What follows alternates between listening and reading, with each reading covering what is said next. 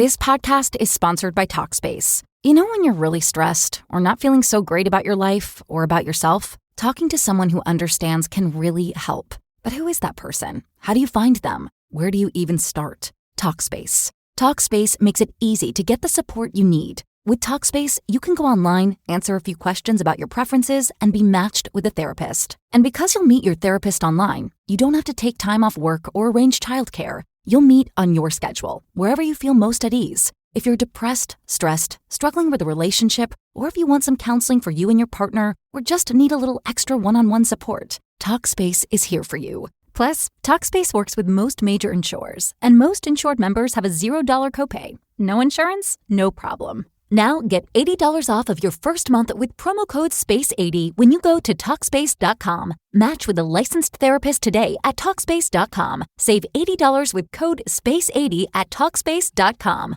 If you're a podcast host, listen up, this one's for you. My name is Allie Jackson. I'm the host of Finding Mr. Height, a dating and relationship podcast that I've been doing for 4 years now, sharing my positive and practical approach to dating that's built on my own life experience. And I wanted to share another experience that I've had, my secret behind monetizing my show. It's called Red Circle, and I was just telling my colleague about how much I love their platform. With Red Circle, not only am I getting a seamless hosting experience, but I also love the support I receive in ad sales. It's not just typical ad sales either. It's targeted opportunities based on my show and my life. And the platform is super simple. You just set your preferences and Red Circle matches you with sponsors that align with your show. You can vet every opportunity and their platform gives you great analytics. More recently too, my Red Circle team has brought me opportunities outside of my podcast on social media to really augment the podcast partnerships, bring them full circle. I just can't recommend them enough. If you want to give it a try, go to redcircle.com to get your free trial. That's redcircle.com for a free trial.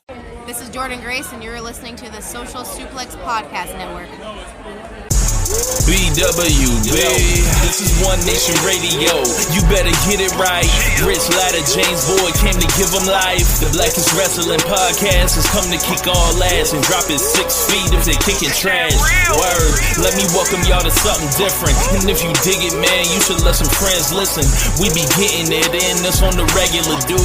Ravish and flow, but this shit rule. See, James don't rap, so I had to break it down. The whole network, man, we coming for the crown. Raps in the columns, I keep them both covered. Making the beats too, so the listeners can bump it. Hit us with the rating, yeah, I'm saying it's a 5. Before you hit it, talk, bob your head side to side. It's One Nation Radio, and this is the beginning. It's Rich, and I'm here with James. It's time to listen to One Nation. You got to unleash the power of the pyramid. This is Mike Sempervive from WrestlingObserver.com. Check me out on Wrestling Observer Live every day. And also check out your boys, Rich and James, on One Nation Radio. Hi, this is Kenny Omega. We're listening to One Nation Radio. Check it out, guys. These guys know what's up. Big Kenny Omega fans, and that's all that counts to me. Goodbye and good night. Bang. Hey, folks. Welcome to this week's edition of One Nation Radio. I'm James Boyd. Here, me, I have Rich Latta. What's going on, man? Not much, man. Just ready to do another great episode of O&R, and we had some sad news this week. I guess we should get it started there before we really get into it. I don't want to do too much of the bantering. We'll kick that off on the other side. But we had the death of D'Angelo, neo soul or R&B singer. He doesn't really like the neo soul title. At the age of 51, of pancreatic cancer. That's just, I saw that and was heartbroken. Oh, yeah. It's really weird that he died at just months after Angie Stone died. Yeah. It's not like it's something that it's just you know how what they say about life and stuff like that. It just makes you think about their connection and the music they made, and obviously fitting in that, like, I guess, sub-genre, if you will, because people are bad at categorizing all this stuff in black music. So yeah, it's sad to see both of them gone, because I was a fan of both of theirs. Now, I wasn't nearly the fan of Angie's as I was D'Angelo. I thought D'Angelo was something bordering, for me as a kid, listening to Brown Sugar in 1995 as a person who was born in 87, which give me, Grace, like I thought that it was something bordering on like I've never really heard music like this before, but I think a lot of it is fantastic. And then from there, like I kind of never really followed on like the other two albums. Like, so Voodoo I never heard in its entirety, and that, even to this day, right? Heard people swear up and down about it. Just never happened. Same thing for Black Messiah, and when he came out again in 2014. It's kind of interesting that like as the gamification of music, if you will, like everybody turned into a hustle, especially like, you know, with the rap stuff, like it became, you know, a means to an end. It wasn't so much, for a lot of people, it wasn't about the artistry as much as it was like trying to, you know, become a capitalist. And some people were able to be able to do both to a certain extent, like Jay-Z, you know, niggas behind bars, right? But like with him, it was kind of a throwback to like an era where it's like this person grew up in the church, learned how to play a bunch of different instruments, and was able to just almost like just go from place to place. And his whole idea was like, I just want to play shows. It seemed like the fame, the glitz, the glamour. I don't really give a fuck about that. I just want to put out my joints whenever I can, and would not have to deal with the pressure of, you know, being the big star that he could have been, right? Like he could have been a bigger star. It's not like it's not like he didn't have the music or the looks or the charisma to do that. So that was the thing for me. That was always like, he had a level of mystique that a lot of people, especially in this age, like did not carry. And even by his standards of his contemporaries, he had it, right? Like he just wasn't that accessible. You didn't know much about him. Except for the music, and like the music was fantastic. I don't think I've ever heard of D'Angelo song I was like, nope, turn that off. Have you? I mean, so like I was growing up, I only really heard D'Angelo through his singles.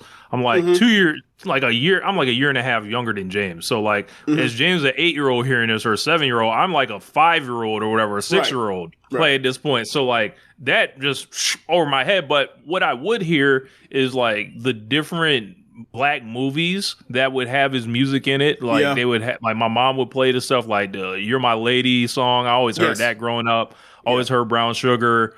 How Does It Feel? I used to hear that. I used to see the video or whatever. So like just watching it, right? The women's love that video. I'm getting there. Okay.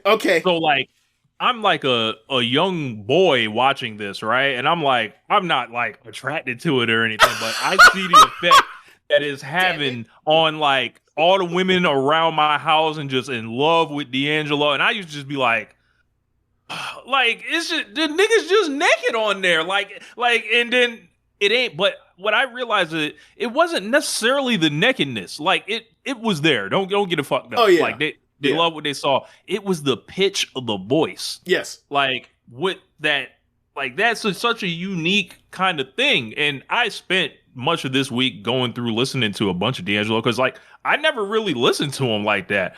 When I was growing up, I was a hip hop head. I'm like. There was no reason for me to be listening to this sultry music. Like it just didn't come across. That's a hell of an adjective. Right. Like, but yeah, I get what you mean. I think the thing for why I listened to, when I was that age, I ended up listening to people like Angie Stone, Erykah Badu, Jill Scott, and the like, and then even later on, people that I don't think are necessarily as musically inclined, like as like they grew up playing instruments or they grew up around a band and they got a show to rock, like someone like a music soul child, but they'll kind of put in that, you know, they wear those kind of clothes. They would put them over there. They wear them little hats. Yeah, they wear, for the men, they wear the hats, right? Like Maxwell's another person that's like fits more into Jill Scott than the, what I would say, music soul child thing. Like, cause their music, like, that's just the aesthetic. It fits like, oh, that's an offbeat aesthetic, so we just throw it. So we just kind of group them all together. As opposed to their music isn't necessarily the same, even though they're singing and they're black. you know, finger snapping the fingers. Yeah, like music soul child. Music soul child is not a spoken word type of person. Lauryn Hill's even more of is more likely to give you spoken word than music soul child. But what I just mean by that is like, the stuff he came up with was like, I think you were telling me about how I think your first time listening to Brown Sugar was yesterday, right? Yeah, it was like Tuesday or something like that. Okay, yeah. And you were like in full. Yeah, and you were saying along the lines of like, it made you think of like this basically someone singing over boom bap, and I was like, yeah, that's the thing about him. Like it was almost like, because he was influenced by a lot of people, influenced obviously by like, you can hear some Al Green, some Curtis Mayfield. You can hear, for me, the person that's the direct line for me when I think of D'Angelo is Prince.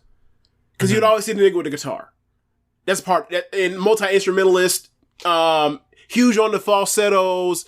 Like, That's a lot of the Voodoo album. Like I got it probably about halfway through Voodoo. I wasn't liking Voodoo as much as I did Brown Sugar, but like, and it's strictly because of the drums. Like, the drums is all Questlove on Voodoo pretty much. Yeah, and it's like, there's nothing wrong with Questlove or anything, but like, I know what 1995 felt like, and like the tone of like everything, and just seeing that him singing over that stuff in 1995, it's like, I feel like I understand why everybody was like, this nigga's a genius, and he was 21 years old. Yeah, he was 20, and it's also at the time where it's like, we had a music industry that was finding tastemakers, and it seemed like every single year we were finding somebody that was distinct in their own way, or if they weren't, they had something to imprint on whatever they took influence from. Now, because the game is so as mentioned, gamified, where it's like, it's following trends so much, it's less people doing their own thing and coming up with stuff. It's just like, all right, it's, a lot of the sound, a lot of the acts have a lot of similarities or whatever else, or as far as sound for a particular time, as opposed to, Outkast don't sound like, D'Angelo don't sound like Tony Braxton don't sound like, what I'm saying? Keep going and going and going. Yeah. It just, for me, like when you mentioned the boom bap thing, there's always my direct line from him is Prince, as I mentioned, and like, I was like, yeah, it was, especially the first, maybe like 3 or 4 tracks of Brown Sugar. Bro, like, when you play, like I was playing the Jones in My Bones joint. It's not even a song. Like, the nigga's just scatting pretty much on there. He's really big, especially then. He was really big on because he's a church boy, right? Right. It was like a jam session. It's a lot of it's a lot of repeatable stuff. A lot of, we will almost in a way like, we will get like Lady, for example, right? He has basically 2 different versions of doing the hook for Lady. Like the regular hook, and then at the very end, for like the last like minute and a half, he's like, "You're my lady," and then going through all different, like bringing back like different parts of it. Like, When We Get By, another song that's like that. Higher is a flat out church song.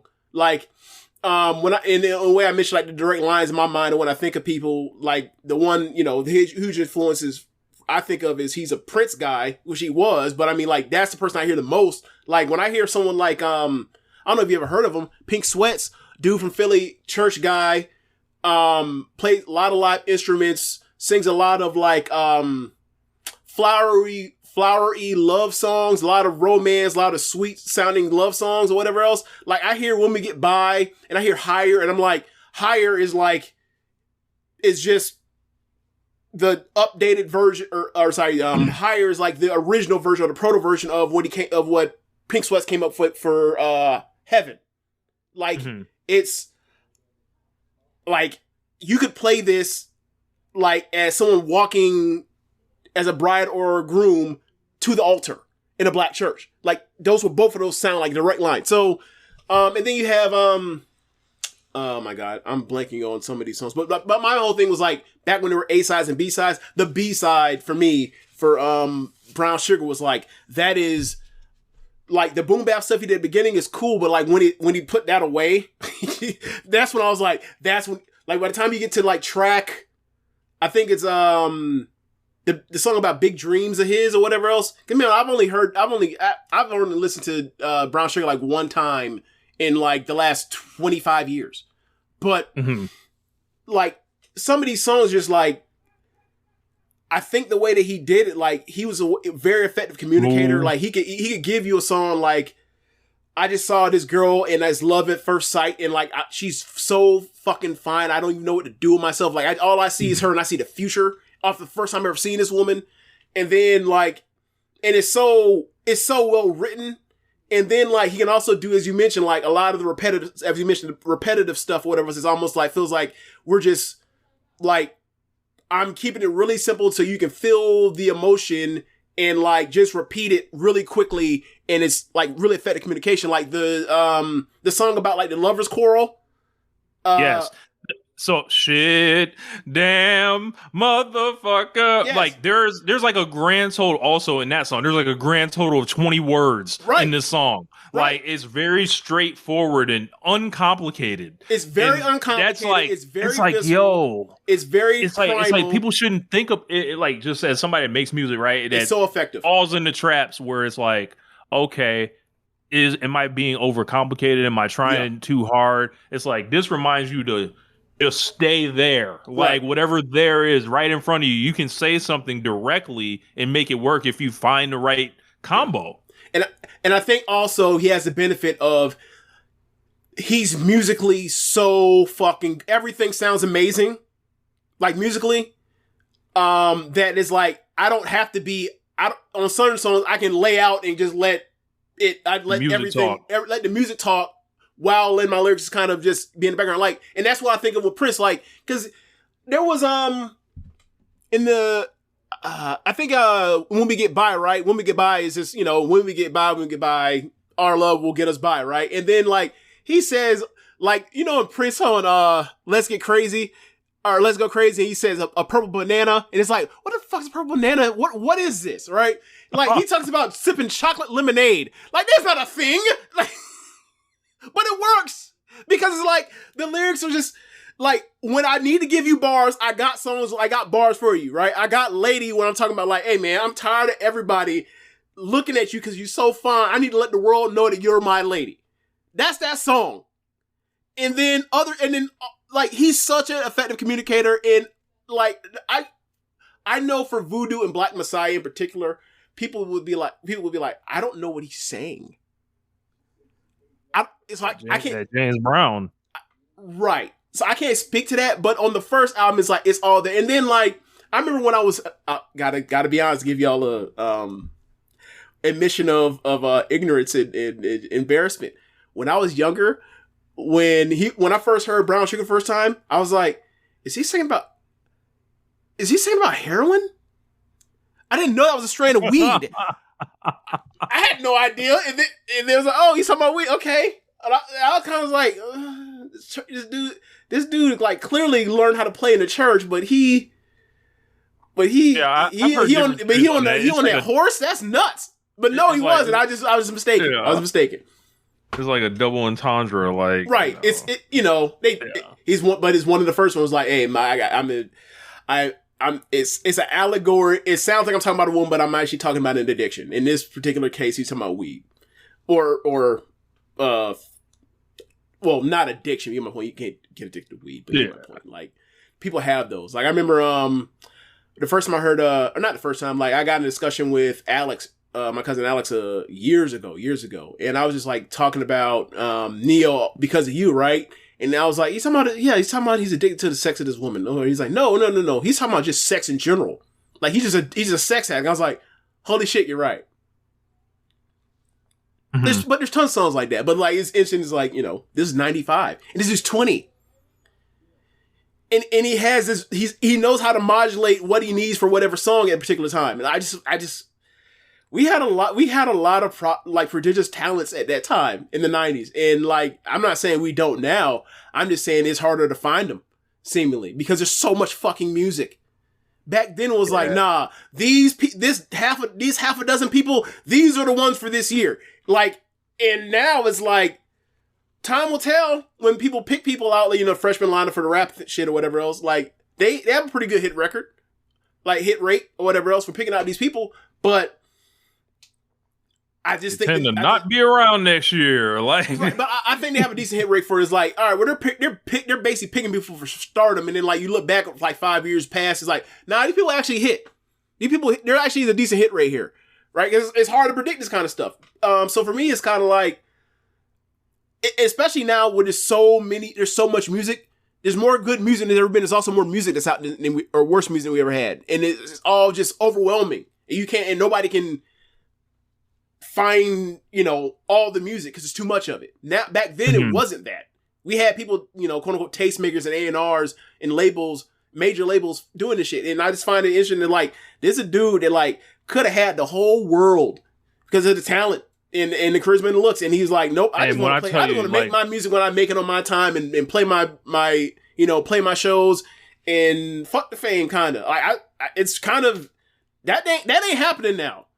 Yeah, and I stress again, women were in love with this man. Yeah. Like I saw some clip of like Beyonce and Aaliyah going crazy over this man on a red carpet and the other day. And at least Beyonce, maybe it was the Hills, I don't know, but Beyonce was taller than him. Yeah. And it's one of those things where it's like, I mean, but then again, Prince had people, at 5, whatever. But he had a hold. I mean, and a lot of them dudes in that quote unquote, off-brand singer shit that, they can sing in falsetto. Because Maxwell had them too. Yep. It just, D'Angelo, in my opinion, was just better than Maxwell. But yeah, man, it's sad to see him go, because it's like he was dropping music on his own terms, and it was always, I didn't listen to any of Black Messiah, but I heard enough of Voodoo, and it was out at the time because it was out and playing and around, and that was like, it's very good. I just never sat down and listened to it myself.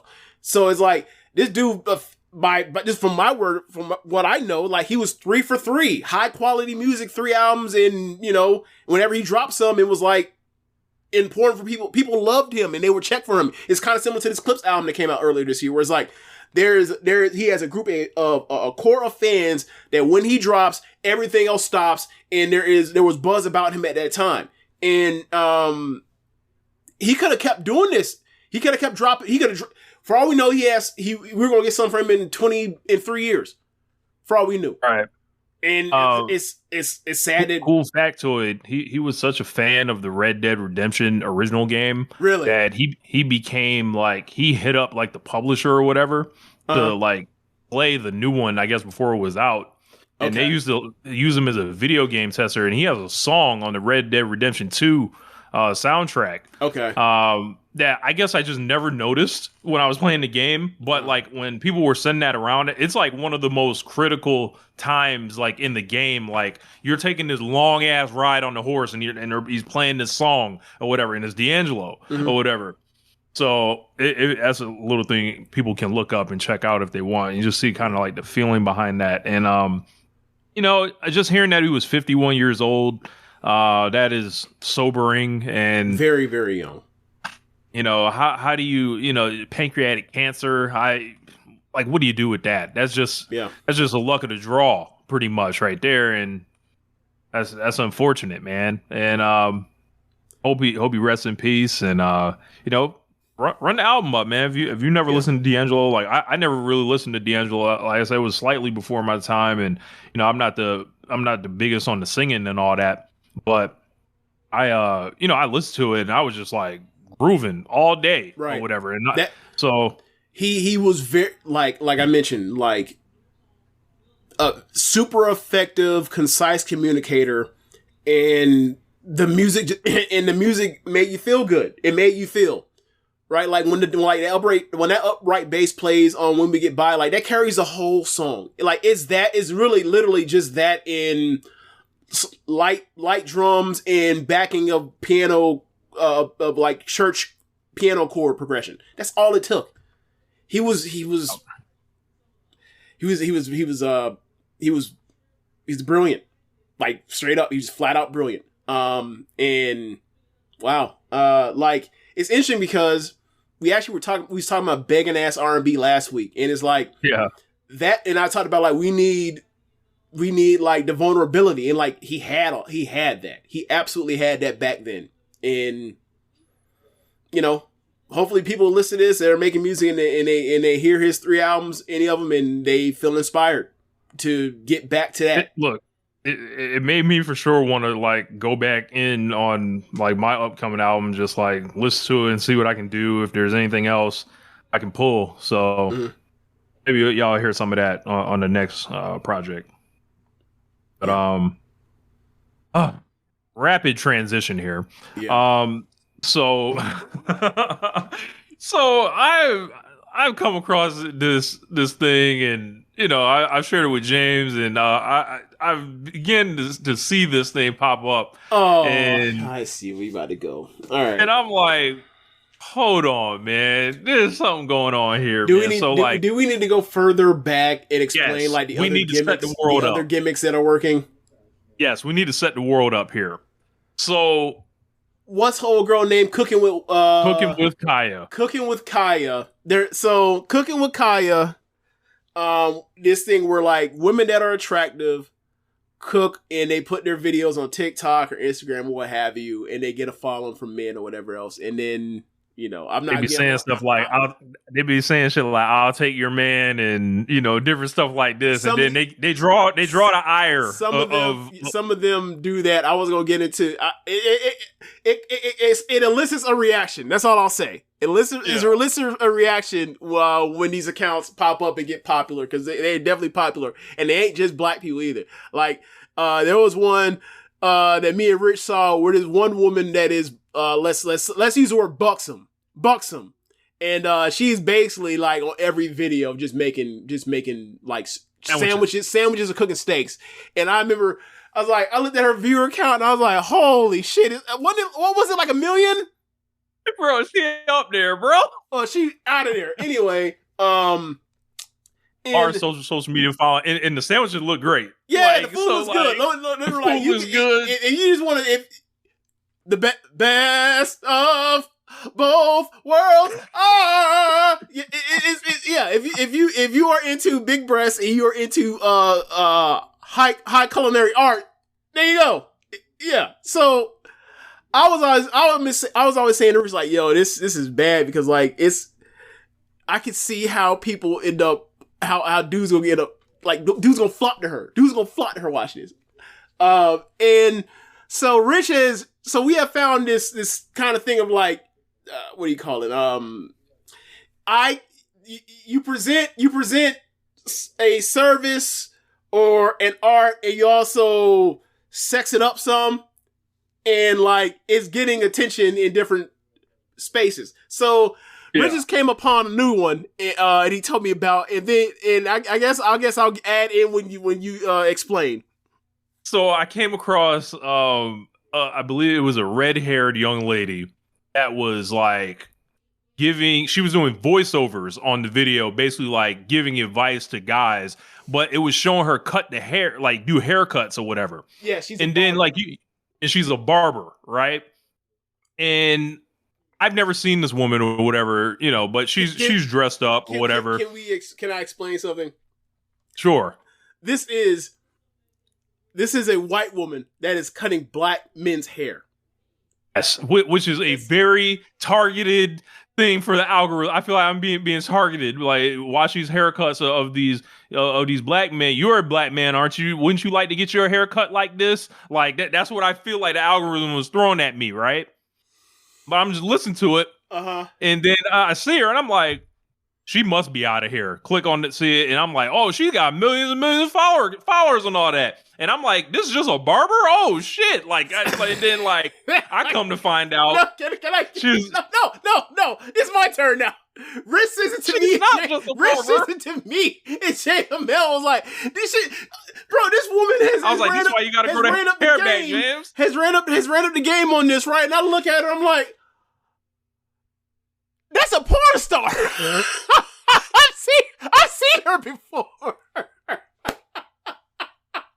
So at that point, I go back to the IG. This was like I believe this one has been on a bang bus. There's no way around this.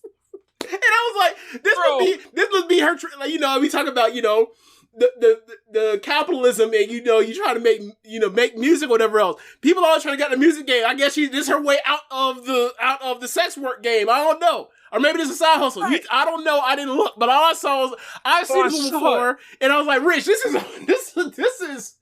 a porn star. So I go back and look, and then sure enough, I'm like, oh, I see the OF link. I'm like, oh, okay, I didn't look that close or whatever. Like, I come on there, I load a couple more of the haircuts up, and I'm like, I don't feel like she really cutting like that, like. I just tucked that away, right? I'm just like, oh, okay, this is a gimmick or whatever. I'm sweating. I'm so fucking hard. Like, oh, this is a gimmick. Oh, shit. She has like dozens of these videos or whatever, right? So and the voiceovers are kind of funny sometimes. Sometimes they're advice. Sometimes they're whatever, But the whole thing is you're supposed to look at what she looks like while she's cutting hair. Now. Me being, a married man, I was looking at the haircuts.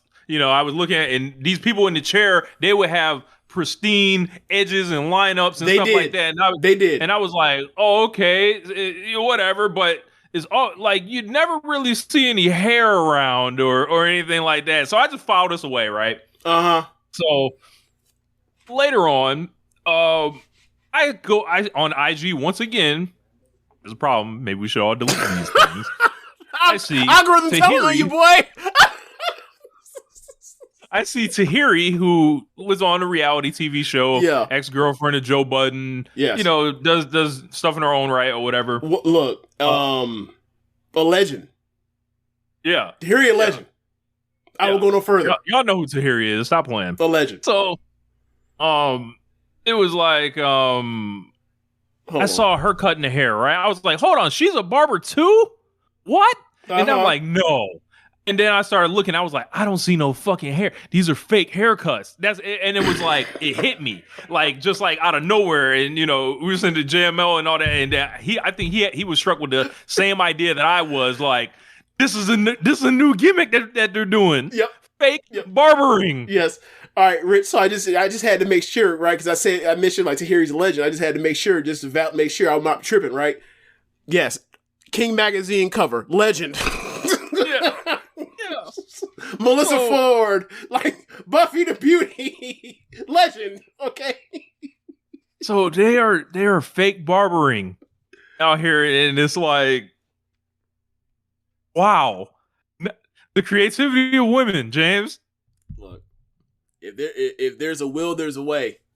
Like I don't know what's next or whatever as far as these things, but like I have looked at I fell on a rabbit hole of a bunch of these things before. Like I fall on a rabbit hole of all right,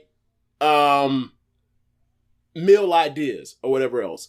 Okay, right. Look at the top of my head. You see that? I don't know. Hold on, because I was sweating earlier. Luckily, my bald scalp didn't start sweating, right? But that happens. I actually get going down a rabbit hole occasionally watching barbers cut hair, like do fades, right? Yeah. I've fallen down a rabbit hole of watching people like clean disgusting looking pools. Like clean out a pool over a span of like 2 days or whatever else. You can see the transformation. People do everything on social media. From a brown pool to like pure blue, right? I've fallen down all these different rabbit holes, whatever else. Like, so I could see like, okay, this is something that people look at or whatever else. And then all of a sudden you add in attractive woman dressing suggestively. And then the algorithms start, getting porn brain. And yeah, man, I can see how it happens. It's real easy. Look, and all you gotta do, you don't even have to fall into it intentionally. You just all of a sudden you falling down the rabbit hole. Next thing you know, you find one, and then I see the algorithm. Oh, on this one a little bit longer. On this one a little bit longer. We've seen what you like. 3. Yeah, man. I just saw that, and I was like, wow. I was so easily duped at first view. I'm like, oh wow, she's cutting hair and has built a huge following. Right. No, she has not.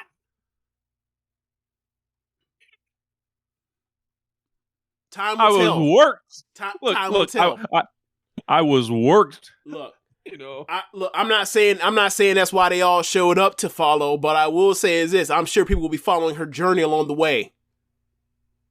I don't see nobody unfollowing that woman's account. Right. Nor Tahiri's. And just because I love the listeners, I'm sure the listeners would like to, want to verify some of their haircuts for themselves. Oh my God. At It's Cinnabuns. ITSCINNABUNS. Right. So that's the page. That's all you give them. Don't look if they want to know what her what do you call it, her kayfabe name was. That's on them to do the extra work for that one. Yeah. So you can find the Instagram page and look at the haircuts for themselves. Tell me if y'all think these are fake haircuts, because I think they fake haircuts. I think they fake haircuts. I do not believe this woman went to what do you call it? Went to the school for 2 years, whatever else, to get her license. I don't think so. Yeah. Is it a year or 2 years? I can't remember. Whatever. I'm not sure. Yeah. But yeah, man, that shit is what will come next? I don't know what they can do next. You see Curry going in the chat. Yes. Y'all read it out loud. Go ahead. They said, I can't verify the haircut, but I can verify the cheeks. All right. Woo! All right. Comment section of One Nation Radio. Yeah. But yeah, man. So let's move on, man. Where do we move on to next? I can't believe we spent like 10 minutes on this. Look, some people, y'all pull up these wrestling podcasts and they ain't got nothing to talk to y'all about but wrestling. The arm drags, the headlocks, whatever angle isn't working that week. We are talking to y'all about fake barbering. Compelling audio on fake barbering. Like, come on, man. It don't get no more lit. How many? I was just thinking about this. Now that you mentioned, like, how many podcasts going to do like a tribute to the death of D'Angelo and then talk about like Dynamite? Like, I don't. Are there 5? Are there 3? Are we the only ones? I wouldn't go as far to say we'll be the only ones, but I'm sure there ain't many. I'm sure Grab City will talk about D'Angelo. We'll I'm pretty sure Public Enemies probably will. Yeah, I'm not saying one thing. I'm just saying it's random as hell. Like how many? Look. That's just this week. Last week, who was talking? Who was talking about the WNBA, and then going into wrestling? Very unique. You know what I'm saying? We need to speak about narrow down. We didn't talk about the finish of the finals. We didn't because I think the finals happened Friday, the day after we recorded. Yeah. I mean, we can talk about it if you want. Yeah, we do it real quick. So WNBA Finals Game 4. The Aces won that. Got the Mercury out of here in a sweep. I was out on Friday night. That Friday night, I was celebrating my 5-year anniversary. So I did not see the actual game. But brother, I was getting the updates. And I heard Nate Tibbetts' ass got ejected out there. It was, one of those. Yeah, it was one of those where it's like, it's one of those where you watch it and you don't have the angle of it. So you're like, that was random. And you see his face, you're like, he's probably throwing out. I was like, what? It felt like the timing of it all felt wrong. And it seemed like it wasn't there. And then you see the replay, it's like, oh no, you gotta go. You gotta go. You deserve that. It was like intimidation. Not only do you deserve that, I think you a fuck nigga for making that face like you didn't know that you didn't think that was a reason to get thrown out. Like if that was the NBA, you cannot get in Danny Crawford's face like that and expect to stay in the game. You ain't getting in Zach Zarba's face, expect to stay in the game. And you damn sure ain't getting not Joey Crawford. Joey Crawford's out. Your boy just fuck with Chris Paul all the time. Right now, Scott Foster. You damn sure get Scott Foster face and living to stay in that game. Your ass getting thrown out immediately. So he had to go. And then, before the half ended, before we went to the halftime, like Alyssa Thomas' shoulders pops out the socket, it seems. So it was like, man, it's tough. And then like she came back into she soldiered back up. Took whatever she took to get back out there, and had done whatever it was to get back out there, and then like she had to push shoot everything. It was like, oh man, it's critical. It's a war of attrition out here, and they just on fumes, just like a lot of the WNBA this season with a lot of injuries, whatever. It was like, yeah, It was like the Aces were like the last team standing, pretty much, almost by like I can't think of any other team except maybe the Storm that didn't face like significant injury at some point that really did them in. Yeah, and I would say like if this were the men's league, and you had this amount of injuries throughout the year, and then you had the playoffs in that kind of way, right? Like, you know, we kind of lucky that like the Thunder were so to the eye. We thought they were the favorites in that series in the finals or whatever else. Or it's like people will be like, yeah, we think that what could have happened or whatever else in Game 7 or whatever else, but no one's going to do like, you know, those number of years like every single team that won a title. People were like, you know. It started basically with the Warriors' first title. Like, a bunch of people were injured. Like, people had, like, injuries never happened in the playoffs or whatever else. And then, but even in the past decade of NBA basketball, we didn't see this many people go down in the playoffs in the way that, like, the W players were. Like, It was ridiculous. It was ridiculous all year, and then it got even more ridiculous as the playoffs started. Or after the playoffs started. It was, but, you know, I think the thing is, like, because of the amount of depth in the league or on rosters, because it's like it's the best 100 and something women as opposed to 400 men. Like, someone gets injured, it's like, okay, a replacement level player, like a buyout type player in the W is like, that's not no write-off. That's actually someone that worth a damn, as opposed to in the NBA where it's like, oh, this person got bought out, they ain't finna do shit come April, mid-April, like you think they finna do. So. Yeah, it's just people that play in different leagues like around the world that are like for whatever reason they might not have got like a second contract due to not being like fresh out of college, not being, you know, in the right situation or a favor or whatever. It's like people like Odyssey Sims are hanging around. People we knew of that were like good and were national champions last decade and stuff, but it's like she's a 13th year player in the league and there's just not a spot typically for someone like that. And then she comes in when you gotta have to keep your seasons alive, and she's the go-to offensive player, getting 20 points in back-to-back games. Crazy. Right? Like DeWanna Bonner in her situation where like she was obviously a really good player last season. This season on Indiana, she can't get burned. Then all of a sudden, like, got to have at times, she's scoring 20 points in playoff games, in finals games, right? Like Kennedy Carter, somebody that clearly should still be in the W, right? Like that's just, it's almost weird. It's really it's like, you know, as you mentioned, like there's no scrubs in the W. There's very few scrubs in the W, especially compared to the men's side relative to competition, like top cream of the crop. You know what I mean? Yeah. It's just like as long as you keep in good relationships with some of these players that are not in the league or whatever else, unless you don't burn your bridges or whatever else, like Stephanie White, like you can keep getting people to come in and, you know, be of quality where it's not like, yeah, we just a mash unit and like there's nothing we can do about it. You can actually do something about it. Yeah. But I mean, at the end of the day, the Aces like were the last team standing, third title in 4 years. Yeah. I have that correct? Yeah. 22, 23 in last year. Or sorry, that's this year. That's a big thing across like any sport.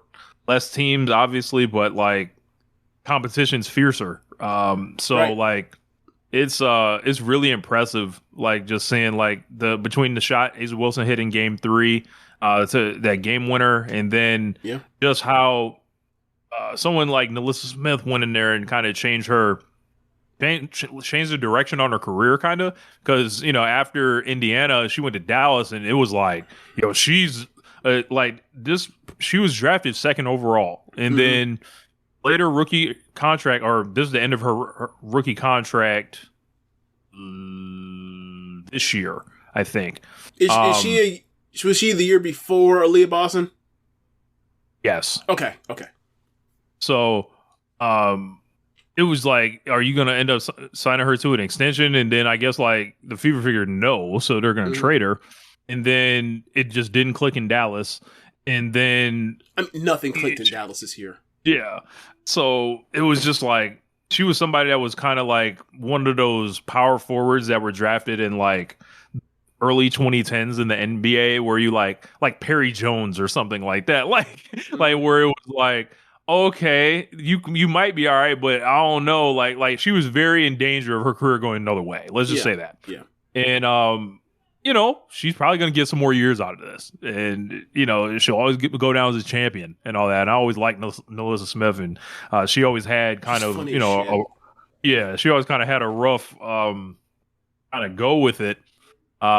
Just because of her role in the offense, it was like, it was not going to be you. Like, so it just wasn't. But Jackie Young, another title for her, like with Wilson and Young, and then Gray, Becky Hammond. Funny thing from Mark Davis, where he was alluding to Becky Hammond. They were like, "Are you going to make Becky Hammond the highest paid coach in the league?" He was like, "She's not," and he smirked like she's getting money under the table or something. Wow, I didn't see that. I was screaming. I want to talk about Jewel Lloyd, like the idea of her being, former champion, multiple time All-Star, Olympian, didn't play well in the Olympics. She was okay. Well, by her standards, she was like she's going down the hill in her career because she's an older player, and I spent every chance I got saying that was a bad trade. Her getting the Kelsey. Or the Kelsey Mitchell trade, or Kelsey Plum trade, it's just like they lost the best player in the trade. It's a loss. And then the beginning of the year, it just looked like that. They just didn't figure out how to make it work. And then eventually she said, "You know what? I'll come off the bench, and when I play and Chelsea Gray and Jackie Young on the floor, just put me in the weak side corner, and I'll just sit there. And, shot goes up, whatever else, I'll dive in and crash in and try to get a weak side board or whatever else. But I'm just going to be in the corner and keep my hands ready like I'm PJ Tucker or some shit." And come finals time, she's ready to answer all the calls. It made no sense, bro. Like, it takes time to adjust the roles when you're a certain player. I guess so. Yeah, and it ended up working out for her, and it worked out for the whole team. And this is one of them situations where it's like the pieces were there. It just didn't, Jewel Lloyd being your second option. It just, in this stage of the game, no. But she had to figure out how to make it work, and she made it work. And that's one thing that's one thing for me is when basketball players, in anywhere is what is it going to take to win? I'll go do that. There are plenty of times where you're like, all right, is this particular person that's been an all-star before? Are they going to come to this team and come off the bench or be the third option? And you see how that goes with people. It fucks with their minds. It fucks with their mental. Because it's you got to have a certain amount of motherfucker in you to be at this level. And then all of a sudden you saying, I'm going to put that to the side and I'm going to sacrifice shots and touches and all the other stuff to be able to do this. And she did it. So shout out to her. Yeah, wins another belt, and apparently she has never lost a finals game, James. Yeah, I heard that. Undefeated. What a stat! Look, that's pretty incredible. If we had known what we had known now, we'd be like, okay, well maybe I thought it was a bad matchup for the Aces, and they're like, no, it's bad. It's a bad matchup for the Mercury. Because they finna get Jewel Lloyd in the finals. I don't know. Oh no! You fell into the booby trap.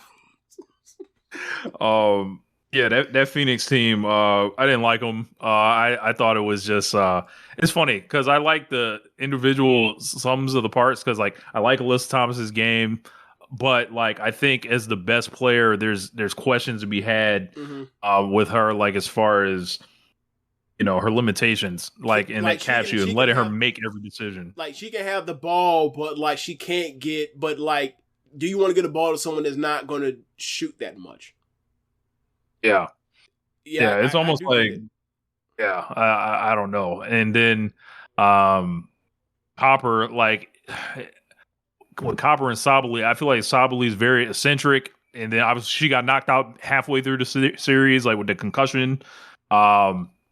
Unfortunate for them, and then they just didn't. They were a couple people short, and that's the way the ball bounces. Honestly, and the Aces going to next year, I would find it very like it's going to be a completely new league next year because everyone's a free agent. So what you mean next year? Yeah. You mean 2027? Yeah. You know, if there's a 2026 season, teams like the Aces that are potentially bringing a lot of their best players back, Fever, who are going to be bringing back at least 2 of their best players, and I'm trying to think, everybody else is really a free agent, so who knows what's going to happen?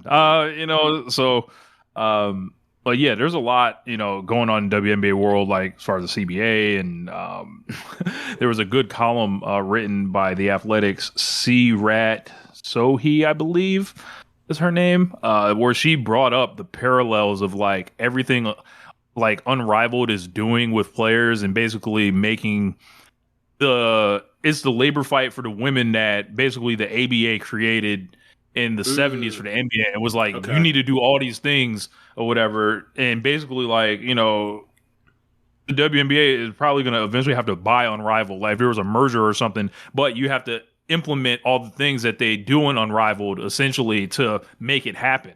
Like, and that's like the labor fight. Like that's the real, there could be a parallel there is what she was saying. So I would recommend people check that out, but I know you sent it to me. I just hadn't had a chance yet. But yeah, man, let's go forward, man. Congratulations to the Aces once again. And, I saw, somebody from the Bulls with the Asia Wilson shoes on. I forgot. It was like a European player. Yeah. I mean, might have been Vucevic. I mean, the shoes are hard. I mean, they're great looking shoes. Like, yeah, I saw them in person. They look really nice, especially like the golden white ones. Yeah. Or something like that. Yeah. I'm like, I don't think I've seen a single colorway that I didn't like. But yeah, they're just great looking shoes. Like it's like you see how like who was it? But you've seen like a lot of W players wear like the Ja Morants, where it's like they just look good. Like the Sabrinas too, like they just look good. Like when Caitlin wears the Kobe's, like they just look. The shoes look good. It don't even matter the colorway. Like the colorways, as long as you have nothing that looks some disgusting colorway of colors that clash is always gonna go. So yeah, for me, like the A1s are classic or gonna be classics. But yeah, I mean, since we talking about Asia, like did you see her with the piece on with the short hair? Yeah. Look, that was pretty funny. It's funny, but like.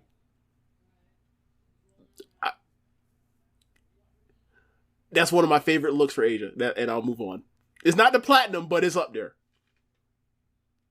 Hopefully,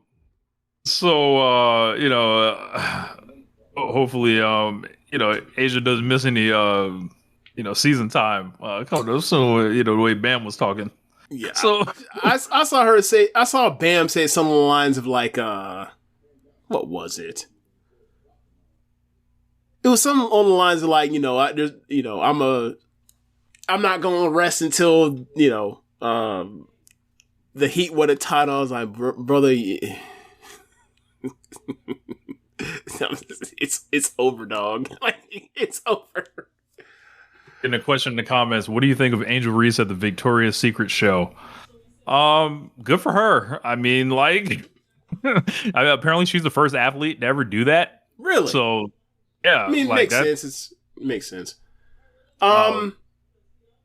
It's cool. It's cool. Like, wasn't there an Olympic gymnast that was also there too? Yeah, Suni Lee, I believe. Yeah. So yeah, I mean, shout out to both of them. Like, go for if capitalize on all you can capitalize on. About to say, look, I know nothing about that world or whatever, and like what it takes to like, do it. But if nobody's ever done it, I mean, that's pretty cool. It's great look for her profile. Like, the price goes up. Well, I mean, that modeling shit is very competitive or whatever else. But look, I mean, if you can segue, if you can, what do you call it? If you can use whatever to get to that, more power to you. Yeah. If you have fun, good for you. Just, The funniest thing I think about like Angel's brand off the court is it's such a juxtaposition compared to her game. On the court, yes. Yeah, her game looks.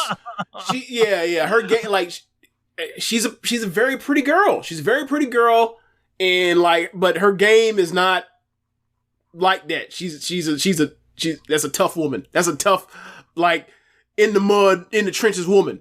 Like, she's the best rebounder in the sport.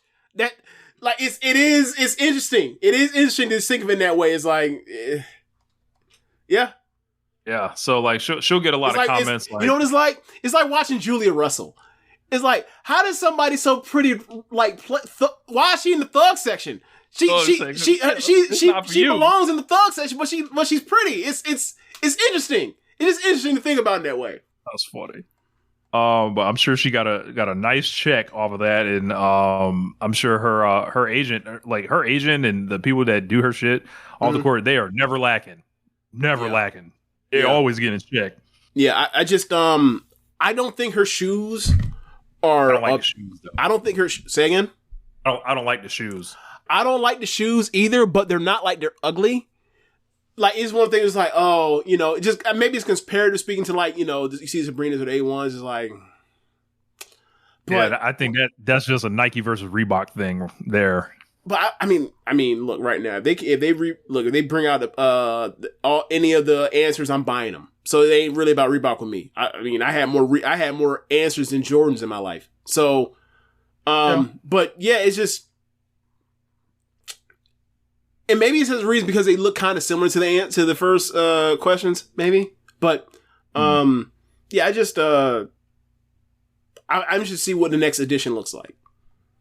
Because if they get a fire, because I feel like if they get a classic shoe, if they get a classic shoe off on Angel Reese, it's gonna, like, you're gonna see them everywhere.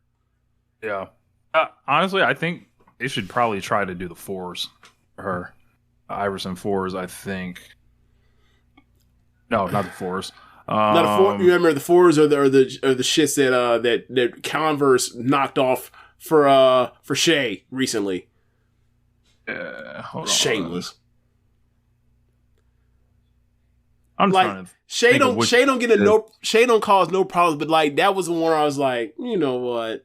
They should try to. I don't know. They should try to answer twos. You said the twos? Yeah, they should try the twos. Okay. For her. I can see that.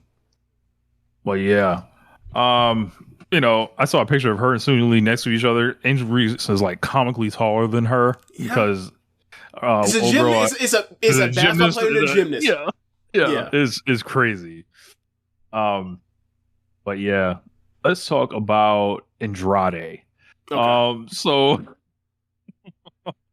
man, the WWE backs up to their old tricks. It was being pointed out on Twitter that this was like some Kurt Hennig and shit like that, like, you know, legal battle stuff that's going on, like when he jumped to WCW and all this stuff with Andrade now makes the appearance obviously in AEW, then is not seen in the 2 weeks following, and we have people throwing all types of wild conspiracy theories about everything. I saw people saying that this man was involved with the cartel, James. I'm like, y'all need to stop this. Like, I was like, y'all need to stop this now. But I saw the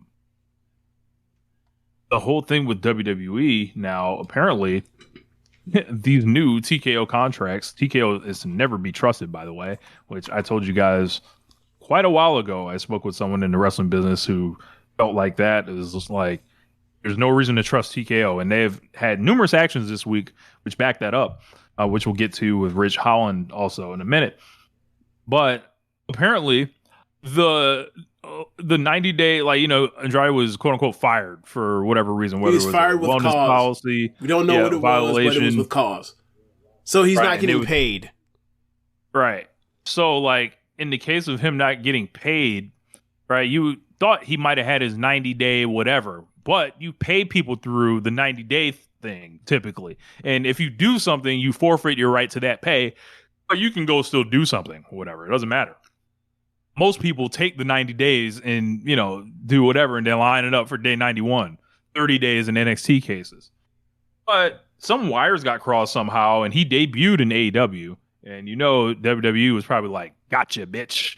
And then they were like, yeah, all these new TKO ones, they have a year non-compete on those, and he may have violated that. And just to think, like, hold on, you're not going to pay the guy, but he can't work anywhere else? For a year. Huh? Right. Name another place where you are, quote unquote, listed as an independent contractor. You signed a contract. They deem that you violated the contract, so they're firing you without paying you, and then you cannot go get work as an independent contractor somewhere else. This society is so fucking fake. Now, I swear to God. I saw Brian Alvarez, I guess it was on Observer Live in the last 2 days or so, talk about, like, I know you guys think that TKO is evil, but they have these in place for a reason, and it's so someone can't do something crazy, get fired, and just show up on the other place, or show up at the other place the next week. And I'm like, yeah. You mean like CM Punk did? Well, they were talking about on the WWE side, AEW, that's their own thing. And my point, I'm saying they trying to ensure that shit don't happen. Right. And, so for me, it was like, no. You can't separate the two. The idea that they can cut you, and they do cut people all the time without cause, and then just pay them out 90 days. And then now they can also cut you. You can't make money in your profession for a full year now. Like, that is not about, like, that to an extent that is about, you know, we don't want you going over here immediately. But the main thing is, like, well, there's a second place and we also want control. Like, this is like the idea now with kids in college football. Now there's, you know, they're making NIL money up front, where it's like, okay, we don't know, we're going to play this drag our feet game when a season goes off the rails, and we need to fire our coach. We're going to wait until we get past that fourth week of the season, so that we make sure that, like, these kids that can transfer in that 30-day window, like, once a coach leaves or gets fired, we want to make sure that, like, if they do that, they play their 4 games, so that, like, that red shirt they was going to take so they can keep their eligibility is out the window. So it entices you. It's a control. It's not for, as they say, protections. They would term it as protections. It's for control, which is the reality of it. So, like, you can say, you know, it's not because TKO is evil, or you may think they're evil, but this is actually a legitimate reason to do it. It's like, no. It's evil and it's fucked up. They're evil and it's fucked up. It's okay to say that, Alvarez. Like, cut the shit. So check this out. I guarantee you, if something were to happen in his situation or whatever else, he's not going to be like, oh, you know, Meltzer, we agreed to this, that, and the third, and I can't move the fuck on because, you know, he deemed me to be ridiculous. Like, no, fuck out of here. Like, you wouldn't accept this. You wouldn't accept these terms at your job. Don't accept it because it's like, oh, well, that's just how they've always done it. What are you talking about? This is another side effect of why I said WWE buying AAA was awful for the industry. So check this out. Like, think about what compete means to them now. So, like, in another world, Andrade could have been like, okay, they could have said, hey, you consider AEW competition, that's fine. I will work there. I'll go to Mexico. I'll go to CMLL. I'll go to AAA. I can go to either place. But no, you buy AAA, you can't really go to, you can now call CMLL competition. So it's now, It would go over that. So that's like why when people were just like, I don't see why this is such a bad thing for AAA buying WWE. This is why. Because now these people can't, like, they can't move on. Like, they didn't want him there. He didn't obviously want to be there. He wanted to go somewhere else. And then now it's caught up in this legal bullshit after he debuted. So it looks crazy now. On a lot of ends. Do you know if he renewed his visa to Japan? Because I doubt it. Yeah. So like, who wants to do that? So it's not like, and even then, right? Even then, I don't know how far WWE's tentacles are into Noah. So maybe he can't even go to New Japan if he wanted to. Yeah. Like, this is fucked up. Like, this is a wild situation. They did the angle with Kenny Omega, presumably. A match was on the books at some point, but who knows the next time we'll see Andrade in a ring. I feel like you have to challenge this. Because cases like this have been won before. Like Brock Lesnar took them to court and won on this shit. But Brock Lesnar also was, he may have more means legally to fight it. What I would say is it would behoove AEW to fight this on Andrade's behalf to one expedite it, and two, get more clarification on this so you ain't got to go through this shit in the future, because this ain't gonna be the last time some shit like this could possibly happen. So you may as well try to nip it in the bud and have clarification in the future going forward and precedent. It was like, all right, we can't or we can, and we're not dealing with this headache ever again. And this is also with the relationship between WWE and AEW being what it is, it's not like somebody's just going to pick up the phone and call the office and be like, hey, in an honest, in a perfect society, they would be able to reach out to WWE's legal team and say, hey, is this guy available yet? No? Okay, we won't touch him. Boom. But they're in this fucking wrestling war, and nothing like that will ever happen. Right. So it's like, you got to take the wrestler at their word, and if the wrestler is either lying to you or they have the shit fucked up or they're under the impression, it's like, who are you supposed to ask about that? Here's the nastiest part about it. WWE's making people at the point where it's like, oh, you not with WWE no more? Show me your papers so I know if I can use you or not. People gonna need documentation now to see if they can work somewhere else. So they'll fuck around and call ICE. Oh, I was making an allusion to that. You just said when I said it, so okay, all right. I'm not taking it as far as you're taking it. Thanks, Rich. Thanks. We know who they get down with. Well, I mean, yeah. But yeah, wild situation with that, and I just don't know how you I don't know the resolution on that except see you in 2026. Look, I mentioned the NCAA stuff. Anytime NCAA goes to court with this kind of shit, and obviously it's a little different because it's the farce of amateurism. Anytime the shit goes to a court, they send that shit back and NCAA never wins. But this is one of those ones where it's this don't seem like this hold up the indiscriminate. You put something illegal in a contract and you make someone sign it. Oh, okay. Get it out of here. What were your options? Yeah. Yeah.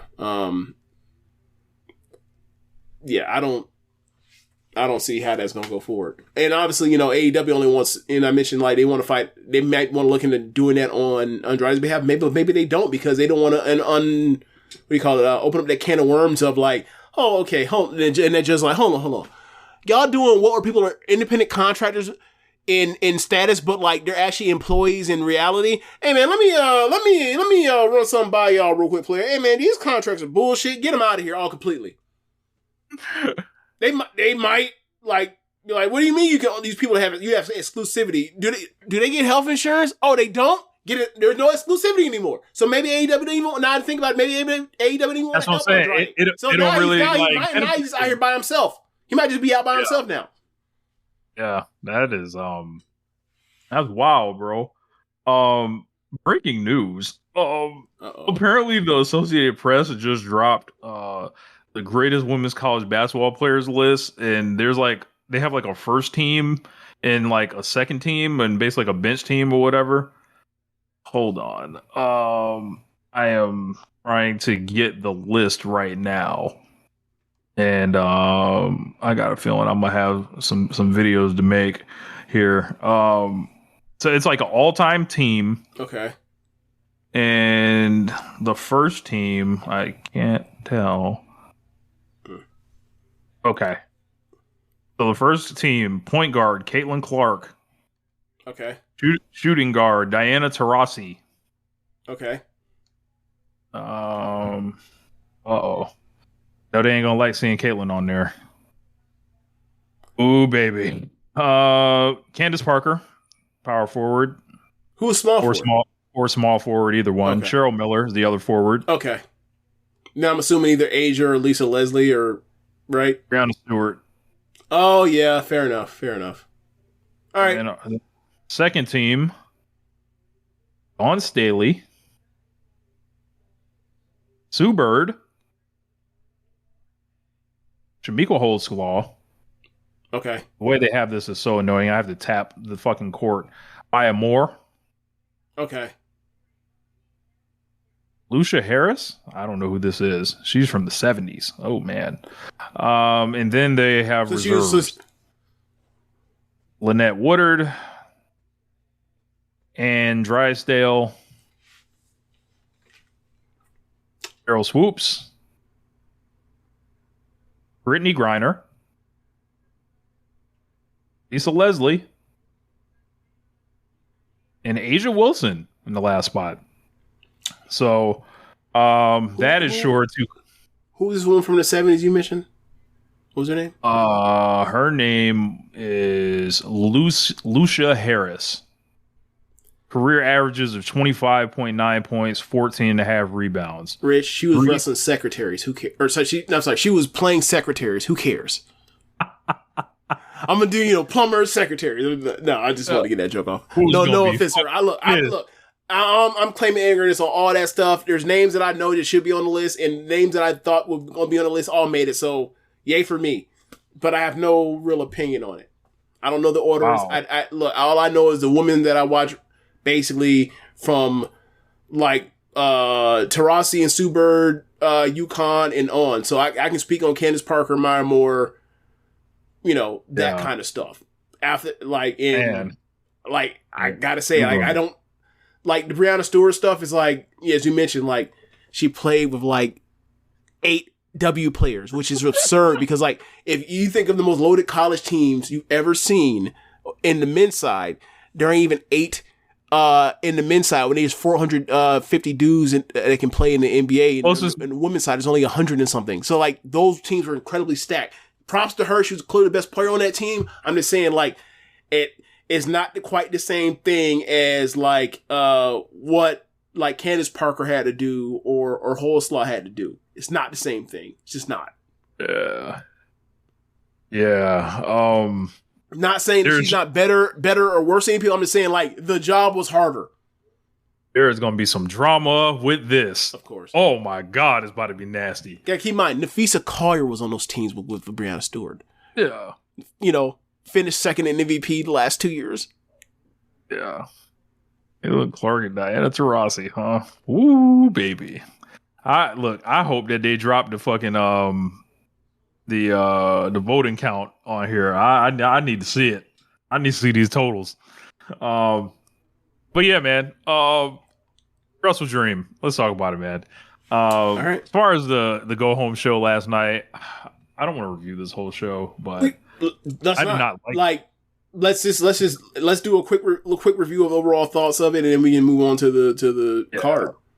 I hated the Jon Moxley and Darby Allin in jail scene that they did. Really? Yeah. Quite frankly, because I don't think it was any different from like that Roman Reigns and Cody Rhodes meeting at the football field. It was just all this cinematic movie stuff with the spooky music and all this stuff. And then Darby Allin in the middle of it drops this thing where he's talking about, there's not a day that goes by where I didn't want to join the Death Riders. And I'm like, since when, nigga? Like, I don't remember this. Like, they was throwing you down the fucking stairs, and then like you disappear, and then you try to light them on fire. You try to hit these niggas with cars. You try to like burn them alive, like in the casket with the flamethrower and shit. Now y'all using a Molotov cockpit. Now you actually wanted to be down with them the whole time. Okay, so I think he's saying that as a part of. Okay, so every time Moxley and Darby have had matches, whatever else, Moxley puts him over saying how much he admires, respects, and likes Darby. It's been the whole history of AEW. I think this is Darby's first time of saying like the respect and admiration is mutual, but you've gone about this the wrong way. You're just on the other side. But even though I still respect you and care and about you in a certain way, like you're on that side still. I think that's just like it's a love-hate relationship is where I'm getting at. I think that's him illustrating it's a love-hate relationship. So, like, I mean, So for me, it worked for me. I see why it didn't work for you the way you lay it out in that way. But for me, it's like, yeah, but that's the reason why this has gotten this heated where they're doing this, because like they actually more similar than they are apart, except they're just on the other sides of this is how I see AEW should go, and this is Darby's like, nah, man, like you going about this the wrong way. Like your ends do not justify these means. Yeah, it was just for me. Like I was just like, why can't these niggas get in the ring, like, and just talk to each other face to face? And this was right on the heels of the Tony Storm and the Statlander thing, which like everyone, you're muted, James. The story is that, I mean, look, I know you're going to say they don't have to do it. They don't have to do it this way. But, like, the story is the nigga's in jail because he ran into Comic-Con and attacked Jon Moxley, so his ass went to jail. And basically, like, he's going behind the mirror talking to Moxley. Moxley has enough respect for the dude to show up to him after he did that to him in prison and talk to him. And like, but you know why that breaks the immersion too? Because they advertised that a week in advance. Did they? So like, yeah. No. Like, they didn't advertise that. They advertised that they will go face to face, but they will not touch each other. But we find out oh yeah, they also, I get what you're saying. I felt like I can suspend enough disbelief that like they still did that while advertising it and actually held up to their end of, because like the plexiglass is separating them because this nigga's behind bars. Because he keeps out here trying to, can't be trusted. He can't be trusted to not use weapons in public on people. So it was right after the Statlander and Tony Storm thing where I'm just gonna say it. They're doing the gay baiting stuff and whatever, it's fine, like with that backstage, but then they get in the ring and they do like the world's softest brawl I think that I've ever fucking seen with just awful strikes. I hate their hockey fighting. I don't like their awful strikes. Like, bro, I was like, this is like why Stardom press conferences are usually so fucking effective and like jarring to look at. Where it's like when the women like go at it with each other and they'll slap each other or something. I know you don't want to take a risk of maybe concussing somebody. Like, do you want the equivalent of Julia with a fistful of rings beating the shit out of Tam's face, and Tam's face starts swelling up? Like, that's a bit beyond the pale. You don't have to go that hard. Bro, this shit just seems so fucking hokey. Like, when they're both doing, like, they're, like, you know, they do that in the backstage because Statlander can't go in the ring and talk. So they got to pre-record it and all that shit. And then they get in the ring, they're throwing pillows at each other. Yeah, and it's just like... Yeah, I didn't like the hockey fighting. I was like, bro, like... I was like, if this was Natsupoi and Tekla, right? Oh, absolutely. And they was out there, you know, having to strike each other or whatever. Somebody would slap each other. They would pull each other's hair. There would be something where it's like uncomfortable. And or use a shoe. And they would also be having to, you know, mute it because they'd be both yelling "fuck you" at each other. Yes. Right. So it's like, yeah, y'all just it was just goofy. And then like the Darby and Moxley thing happened right after that. I'm like. Yeah. What is this? I was like, can somebody get in the fucking ring? Like at that point. So like, I was like already like, why is there no action happening in this ring? And why is there? I was like, and then it's like, bro, just get in the ring with the mic. Well, like, you gotta remember, Rich, like, or at least for me, right? This wasn't your criticism. This is my criticism. The three biggest matches on the show that they're promoting were like, Joe versus Adam Page. And like that was just fresh, and like it was kind of weak the way to get to that match, right? I thought they did well with it the second week, but the first week when they did the whole you dropped my belt in front of me, therefore I'm mad or whatever else, that was nonsense. I do like the nice touch of Joe at the end of the night, like handing the World Title 2 page in a plate callback to that. I did like that, but that's like the title match of pay-per-view. That's not exactly the strongest thing in the world, but it's just, you know, whatever. But like, also what they're selling is Tony Storm and Statlander and Moxley and Darby. I thought, so it's like, I mentioned last week, like this show is not a show where like something's compelling you to watch week to week right now. It's just station to station. Some of it's it's not like it's bad, but there's nothing that's like nothing's must see TV. I felt like the brawling they've done up until this go home show with Tony and Statlander is like, it's getting there. It's been effective and people caring. And I felt like the Darby and Moxley thing was like this.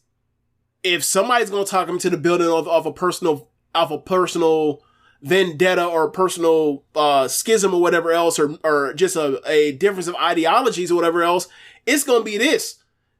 And like, I thought it was well done. You know, you didn't like it. Fair enough. I see your points why you didn't like it. But like, so that's why I think there's a bigger conversation here too, like with like the I Quit match and then I mean, quite frankly, it really comes down to there's too many fucking pay-per-views. I mean, there's that. There's also like, all right, with Hangman being the champion right now, it like seeing where this has ended up, right? It feels like Moxley's still the champion. Correct.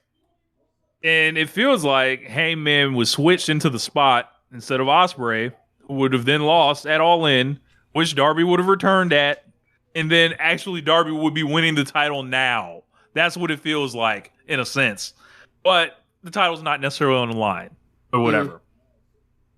The Hangman, I'm starting to see some of the Hangman stuff is like, all right, man, like people want to see some more results. I know he had the great match with Kyle Fletcher last week. Last pay-per-view, I don't think people... last pay-per-view. And, you know, he's had pretty good matches as, you know, the champion and stuff. I have no complaints for Adam Page as champion. Same. I just figured I'd bring it up because people are starting to, you know, put it out there. That's fine. Why is it that anytime we have a long-running heel that does fuck shit for months, for weeks, just go forever. Months, for weeks, months, even in a lot of these cases, and you look at the WWE side, years. The second the white meat babyface climbs the mountain, makes everybody super fucking happy, it turns into, I want my drama. I can't like this. This is the it happened with Jay. I mean, obviously the Kane shit happened, but like, you know, the Kane attachment, but like it was starting to happen. It was going to happen to Daniel Bryan after winning the title. Or the 2 titles at WrestleMania 30, after he toppled the Authority. It happened with Cody Rhodes. People were complaining. Most people that were complaining were like, motherfuckers only watch WWE, but nonetheless, people were like, it's not interesting. Like, where is the drama in the good guys on top? Right? Even though he's been one of the best babyface champions we've had in WWE history so far. Never mind that, I guess. Whatever. Now it's, I guess you saying people are doing this. I didn't know people were aware of this. What I would say to you is, hey man, if you want to watch miserable shit all the time, I don't know what to tell you. If you can't enjoy somebody being quote unquote the best and going out there every other week or whatever else and putting on good matches, and then like, you know, a fringe match of year contender just less than 4 weeks ago, and that's the complaint. I don't know what to tell you, man. I don't know what to tell you. I would say, I do know what to tell you. Stop being fucking miserable. Yeah, like the suggestion of like giving the belt back to MJF and, you know, dumb shit like that. I was saying, it was just like, all right, bro, we on another fucking planet. Like, this is just, you know, log into the app and you see what you see or whatever. But I think the algorithm wanted to piss you off. I think that's what happened. Yeah. He mentioned earlier. Gotcha, bitch. I think that's what happened to you. I think the algorithm wanted to piss you off. Yeah. I don't particularly find Samoa Joe as a compelling challenger necessarily. And, you know, at this stage in his career, he's not really gonna be or whatever. And, you know, I contend that Joe was kind of put in this spot because they saw this building was not moving in that way necessarily. And they were like, why would we burn a big match here? Put Samoa Joe out there. Like that's what I think happened. I mean, the story works. Like, Joe and the Ops got pulled into being the cavalry for Hangman while defending their trios titles and also just being sick and tired of Moxley's shit. that he makes a save, and then eventually, because I'm not saying he's Kevin Owens and that is all he has is the prize fighter thing, but like, what is the mission for Spurs like Samoa Joe? It's to win the biggest, the belts there are in the promotion that he's in. So, right. I mean, in a way, like, you know, you talk about Bobby Lashley, like, if you're not going to put him in the main event, like, I don't know exactly what you do with him. That kind of fits Joe, too. Like, if he's not in the main event scene, I don't know. It's, you know, he can do other things, whatever, but like, he's most effective talking that shit because he's great at talking that shit. So, yeah, like that, what you said, I get. I don't know how in NBA Week Challenge, how they got to it, but I see how they decided to go to it is like, this is the fallout after getting through this big thing, right? Like, these are the storylines that follow is like, all right, this person helped you. How's your relationship? You got to clean up those things. Yeah. Those loose ends. Yeah, loose ends. This is part of the epilogue. So, I mean, and so is Darby and the A side of this, the championship, actually, as you mentioned. The B side of this is actually Hangman in Joe. The A side of it really is Moxley and Darby. Like, these are the repercussions of the fallout that is still ongoing from All in Texas, where this nigga came down from the Raptors like Sting. So, yeah, like, we're still doing it. I mean, and Tony and Statlander is like, all right, we had this triple or quadruple threat. 4-way, you won. I want my title shot. Because, like, what am I? And going forward is going to be, like, after Toni Storm loses, like, how does she define herself without the title? And she's saying it out loud for people now. Like, what am I going to be without this? And I think, obviously, there's going to be, you know, blood and guts and tag team championship possibilities, finally getting a Jamie Hayter match or whatever else. There's all that stuff. There's all that stuff for her. Like, these stories are there. Like, in the case of Joe and Hangman, I thought there were better ways to get to it or more compelling ways to get to it, but it still makes sense that they're doing it. Now my question is, like, I don't see how people can't separate this. Like, Joe's not a great of a challenger, but like, I don't know how that turns into immediate indictment on Adam Page. It's only 1 month. Yeah. It's only 1 month. He just had a match. He just had one of the best matches of the year just 3 weeks ago. Relax. Men in Black flashy thing. Erased. Janet Jackson, what have you done for me lately? What else we got? Jurassic Express. I think, you know what I think it is, honestly? I think the main thing is like the presence of Kenny Omega, MJF, Swerve, and Ospreay being either gone completely or in and out is being majorly felt, and it's one of those things where it's like, let's look at my Florida State Seminoles right now, right? 2 weeks ago, some of these issues weren't issues. And then when you lose 3 straight, then all of a sudden, like, you start making mountains out of molehills, right? Like, you start complaining about things and, like, it wasn't a complaint when you was beating, or it wasn't a complaint when, like, these aren't real problems. You're making smaller problems bigger than it. You're magnifying smaller problems because obviously something's not working as outly as it should, but it's like, what you're complaining about is like, that can't be solved by what you're actually complaining about. Like, what can be solved by this is like, the 4 of the biggest stars in the company actually showing up to work via recovering from injury or wanting to do their damn job. So that's the real thing. It's like, hey, they're right now, the 4 of their, 8 biggest stars in the company are not regulars every other week like they normally would be for whatever reason. So that's the real thing. But in the meantime, because people can't just say that and move on, it's now we gotta pick the. We gotta throw rocks at the champion. We gotta pick Knicks. Yeah. Now watch him and Joe go out there and have like a 4.25 star match.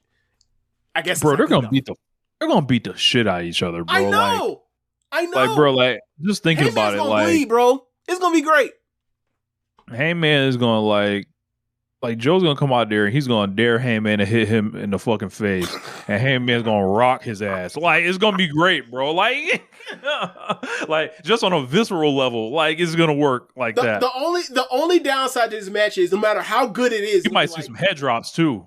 Possibly. Like the only the only downside to this for me is like whenever this match ends, regardless of how good or great it is, whatever, I'll just know it's like, bro, if we can get a time machine and get some more Joe from like 2012, it would just this match would be so much better than what it is going to be. It is what it is, man. It is what it is. We have no time machines.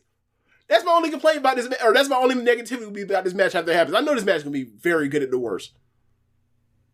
Statlander and Tony Storm, you mentioned. I think this has got Statlander written on it, written all over it.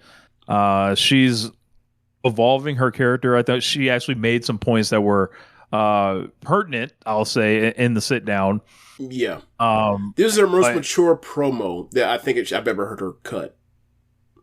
But it was like, I just want them to get in the ring. I'm good. I'm good at this point. Did you see them when they teamed together in the trios match at Collision? Yeah. Did you see their argument post match?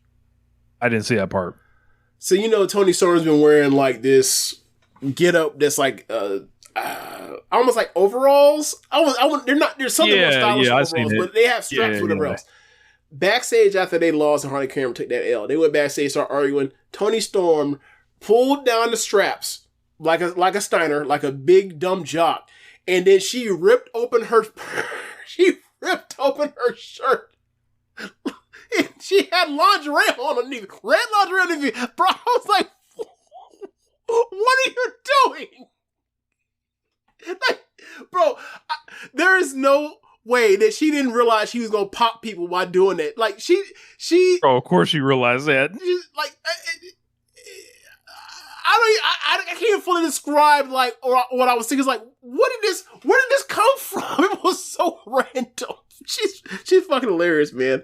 But yeah, I'm with you. The match is gonna be great. I think. What do you think of how they set up the tag team route for Harley? And it seems like now she's going with Willow.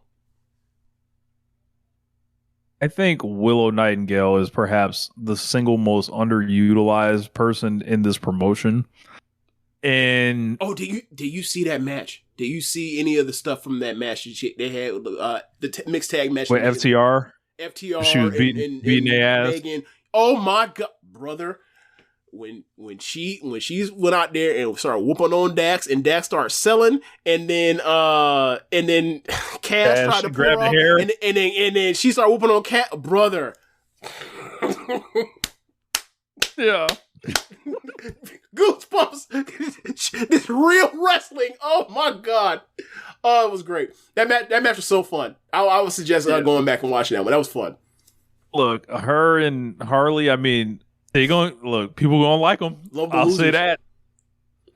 They gonna like them. And Harley gonna be out there. Look, if they don't win, you know who's not getting pinned. Yeah, like Harley Cameron is like Harley Condom. She's there for protection. Yeah. She's there for protection. Rib for her pleasure. Like, yeah, man.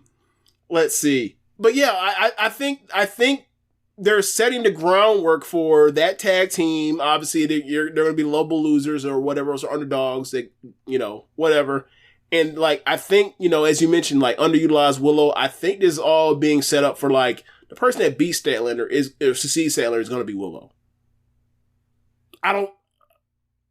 Or they can give Mercedes the belt, but those are only two options it seems. Yeah. So. Yeah, because like she's already got 2 wins over Statlander, so that's another thing to think about. Meaning Mercedes. Yeah. Mercedes is supposed to have some special segment. She's gonna pass Jade on Friday tomorrow for the TBS title record. If they fly in Ultimo Dragon for this shit, I'm gonna fucking scream. But they're full on saying it now. She got 10 belts. Oh, I love it. Jurassic Express are going to be taking on the Young Bucks in a $500,000 money match. Jack Perry was doing moonsaults off the top rope to the outside of the ring last night. I felt like, oh my God, that he has been unlocked again. His hair came out at the very end. I'm assuming that's a part of the story, is like he's gonna slowly like get more Jungle Boy-ish on the way while they're still calling him Jungle Jack. I'm fine with that, but like, the hair did something for some of the ladies that were watching the show, and he's heard they popped a number the first time they showed up too. Oh yeah, I mean, makes sense, but like, there's got to be Jack Perry, the way he cuts promos right now. It doesn't. There has to be a transition because he still feels like it sucks when he can't like actually say the thing. Like he has to change the way he does it. It sucks he can't actually say like the thing that he was gone for, like why the Young Bucks like didn't answer the phone or help him, because like why did he need help? Like, you know, help with what? Exactly. Yeah. Like, no. Is there like some underlying thing that I'm unaware of, or is it just like because like or just one of those things where it's like we're just there's this thing and we'll get to it and it's a mystery though. It's a mystery. Well, it's like, everything in the Punk fallout, but I'm like they did bring you back. But he came back after the Punk fallout, so like, and that was I don't know, like I don't know what the fuck he's talking about. Neither so do like. Or it's Tony Khan or whatever the fuck. But Jackson babyface now, so it doesn't like make sense for him to be whining about Tony Khan. I don't know. Right. It's all fucked up. So, I mean, another one, just get in the ring. Like, get in the ring. I mean, we can move on. Yeah. Takeshita won the IWGP title. We talk about Don Callis family thing real quick. In the tag match, they're gonna be Brodito versus Kazuchika Okada and Don Callis. Yes, Konosuke Takeshita has saved the IWGP title from the white man. Oh no, that's not the narrative. Oh, okay. But it's the other way because. Yeah, he they don't love him like that. Yeah, okay. Look, in this particular situation, Zack Sabre Jr. is the last samurai. He is Tom Cruise. DDT wins again. That's disgusting. Yeah. So how you gonna tweet? How you gonna send me this? Send this to Zach? Like when just like a few days ago, I saw how nasty Kota Ibushi broke his fucking leg. Nah, man. Let's just keep that down for now. I'm depressed, bro. I watched it because I heard about it. Bro, that shit is like insane. Like niggas just fell straight down. I'm like, all right. If you watched it in slow motion, he broke it like his shit. Humor. He broke it high. Like he had it, like it's like the break happened high. Like you can see like where his like foot popped up and his leg was still down. Like basically what I'm saying is the break happened higher towards his knee than towards his ankle. And I was like, fuck, I don't know what you do with that. Yeah. I don't know what you gotta wait.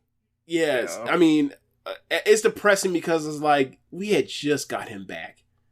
Yep. We had just got him back and he started to look like something reminiscent of his former brilliance. And it's like, who knows? Yeah. Sad. Who knows if he even comes back? Like we might have to put him in like the Adam Cole thing where it's like if he comes back, he's a cherry on the top. We can't expect him to come back. Yeah. So Takeshita has an IWGP belt, sends in a video at the Don Callis birthday party, where he basically is like, I won the IWGP title for the Don Callis family, which seeing the IWGP title as a prop for Don Callis' birthday is fucking hilarious to me on how many people would make furious, but Kazuchika Okada has the remote during this video, and as he was about to finish, Okada goes boop, and then everybody looks around like what happened, and they're like, hey man, what happened? And they're like, wrong button, and then everybody just got real quiet. See, now I don't understand how people were upset with Okada for turning it off. It's like he's the one that turned it on. He pressed play on the video. Fletcher played it, I think, right? Fletcher unveiled or pulled off the thing off the screen. Okada has the remote, presses play on it, and then once Okada heard I am going to win the IWGP title, for 2 seconds he heard it and he was like, you know what? Turn the shit off. I ain't trying to hear this. No. Not really with the YJs. What this mean to me is like, I mean, you know, he won the G1 and he didn't get his title shot at the Dome. Now, what are they doing over there now? That's what are they doing on January 4th? Now, Rich, should I say what I want to say now, or should I wait until it's announced?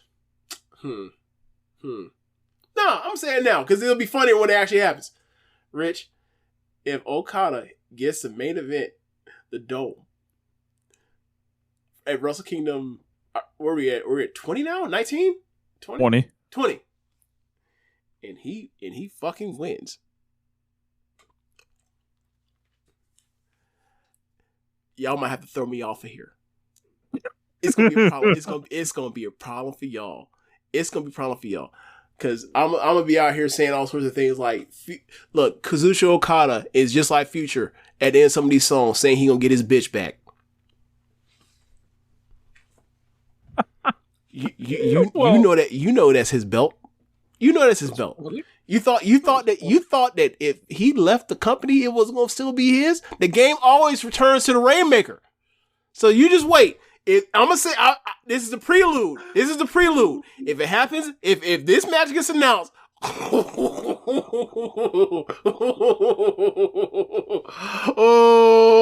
said in Quavo because I'm about to take off.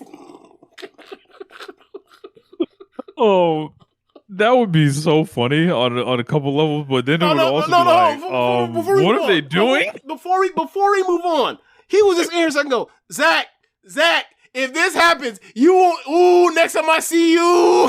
Like Kazuchika Okada and then Hiroshi Tanahashi retired and then no Daito to be seen. Boy, oh Zach gonna avoid me at all costs.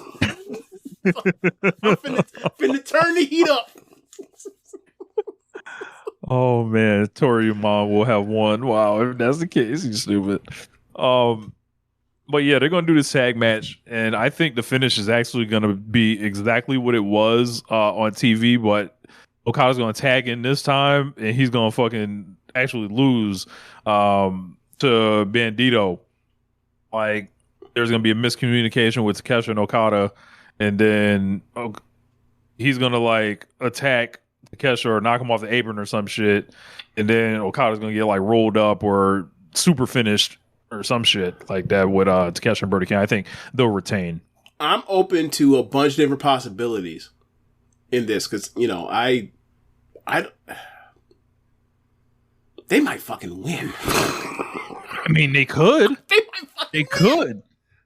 Look, before Ibushi was fucking out, like, look, they could have fucking won and then, like, fought the Golden Lovers in a tag match or some shit. Like, there was probably a bunch of shit on the table. Right. Or whatever, but who knows? This is kind of up in the air.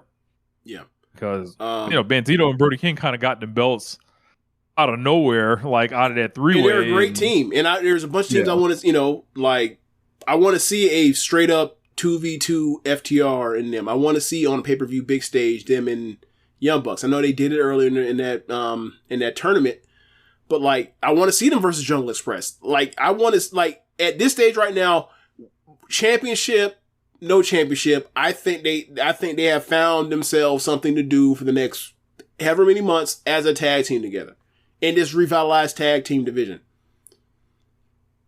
Al Fletcher and Mark Briscoe 5. They've been all heat so far this year. And look, there's not going to be many series of matches this year that are better than this one. I'm expecting a hell of a match here. And at this point, Fletcher might be more valuable without the belt than with it.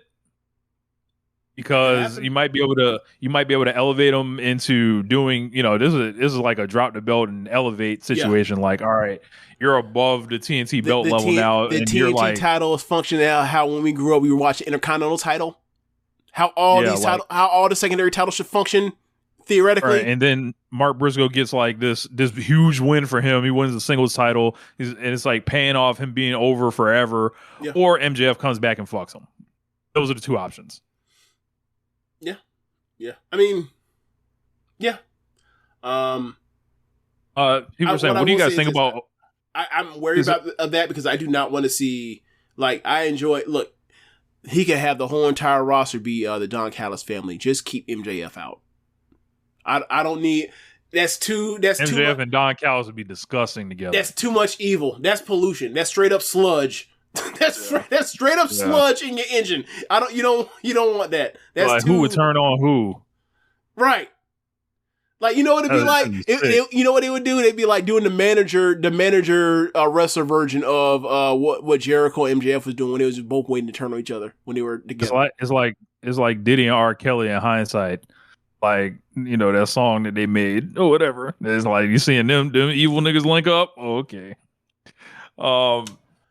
I had, like, after the Diddy stuff came out, I had a picture of, I saw a picture of Diddy and R. Kelly hugging each other on stage somewhere.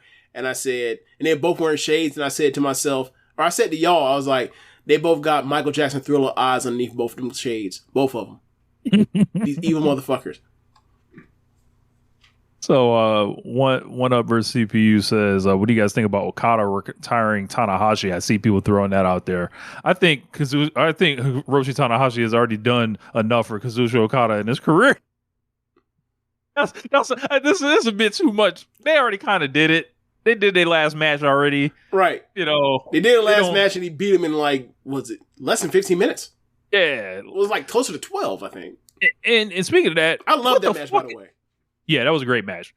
What the fuck is Hiroshi Tanahashi's match at the Dome? Why is this not announced yet?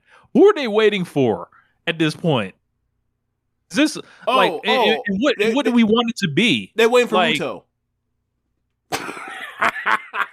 That would be sickening. Sickening. Muto coming back for another last match. Yeah.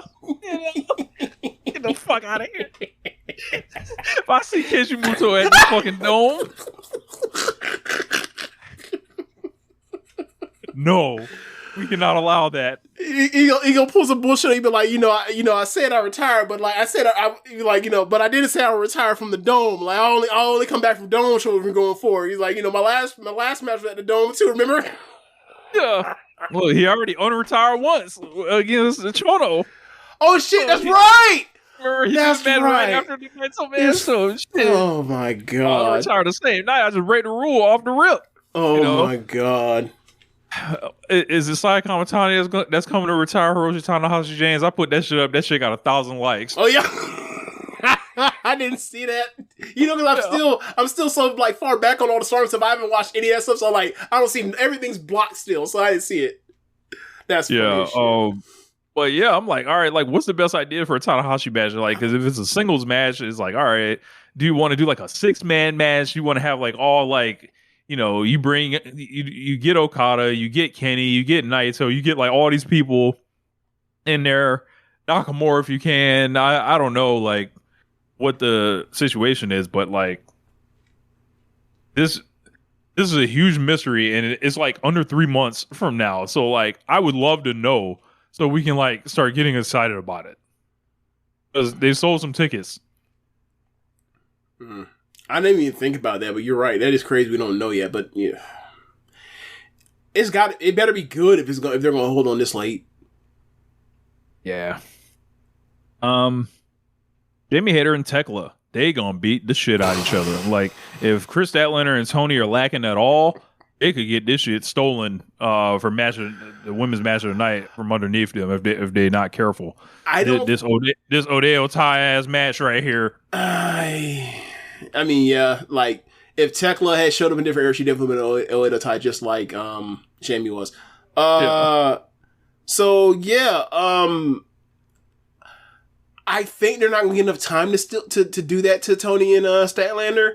But like either way, like I think the match is gonna be really fun, really hard hitting, and like I mean, I think there's gonna be a fuck finish that gets Tekla the W to then bleed into selling blood and guts in a few weeks or in 4 weeks. So I don't expect anything definitive here. This is more of a continuation. Hurt Syndicate versus the Demand in a Tornado Trios match. And James, I'm at the point, why is this feud still going? Well, here's the thing, right? On Collision, when they announced this match, I was furious. Because I was like, you just had MVP lose the first match, cut a promo saying, I don't do matches, I want to fight.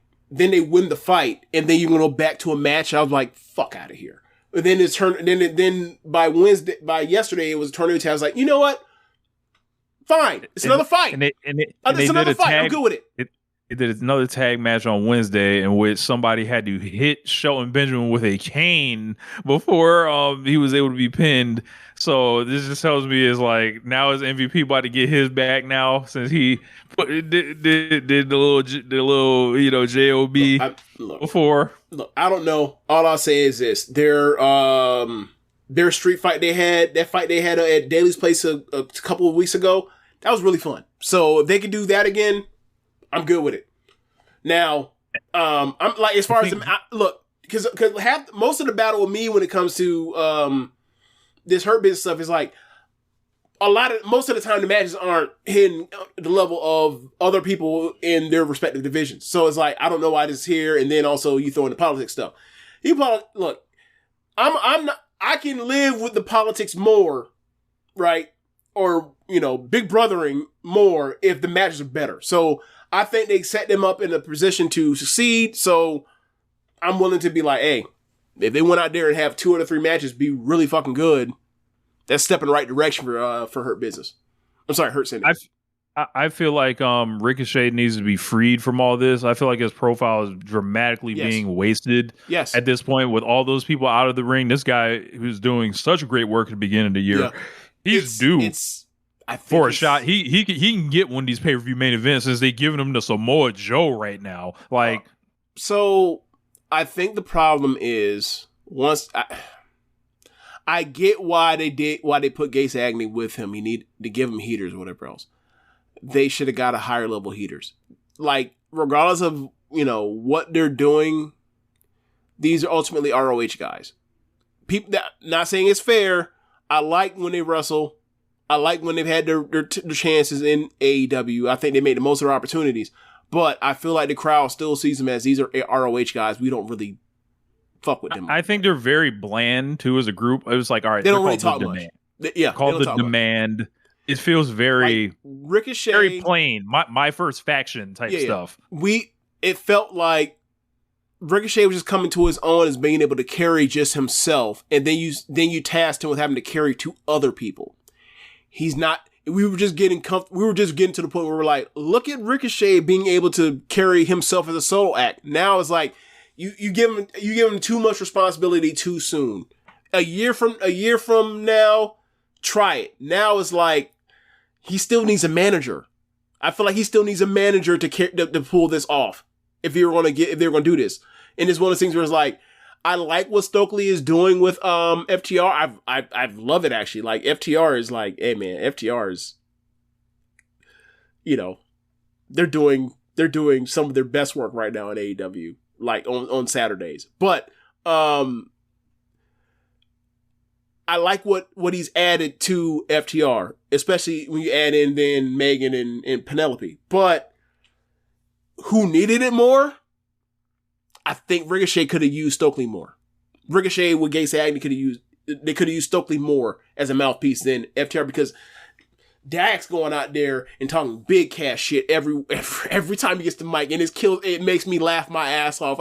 He's fucking hilarious. Bro, he told them boys this week, he's like, look, he's like, I forgot, we said something lines like, you're paying to watch me right now. I was like, oh, Dax, you killing me right now. Dax, I'm really enjoying Dax Harwood right now in FTR's act. They just look at that. They're great. Can't nobody ever say we unfair.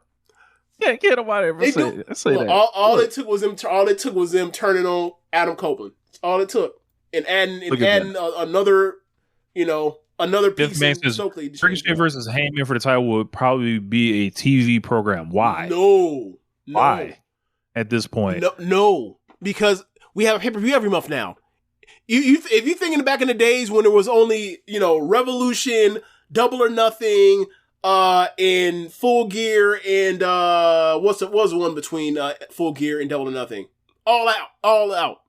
If you were back in those days of 4, I can see where you're saying that. Now, when there's one every month, nah. Yeah, I think Ricochet's earned a shot at seeing what he could do up there, especially in the light of all the people we're missing right now, and he's been fantastic. That's the main thing. Like, it goes in line with what we were talking about with Kyle Fletcher. Is like, if 4 of these key cornerstone pieces aren't going to be around all the time for whatever reason, then like you gotta look around to see who you elevate. Like, it's a 0-sum game right now. They outside on the mind, so you got to fill that space. Yeah. And it was Ricochet's birthday 5 days ago. He just turned 37, so he's not, getting no younger or anything like that. So it's, like if he's this time, it's now or never. Yeah. But yeah, those are all the matches at WrestleDream. So look at the card. It's a really good card. Really good card. Really good card. Not a ton of freshness, a lot of rematches, but on the night, these are potentially like you could look up and easily have like 6 4-star matches or more. That's the thing now, right now. Like we are past the point, I feel like, because of how many pay-per-views we have, we're not going to get the, if you're expecting that feeling of all in, you're probably not going to get it until Full Gear. At the earliest. I was going to say realistically, given how these storylines are set up, you're probably, Revolution's probably more realistic. Yeah, Revolution's like, look, there's a match at Revolution that I heard about that y'all gonna love. Y'all gonna love. Let's just say that. Yeah. If that holds firm. So, yeah. But I don't have anything else, James. Yeah, me either. Unfortunately, I cannot give you any clues. I'm sorry.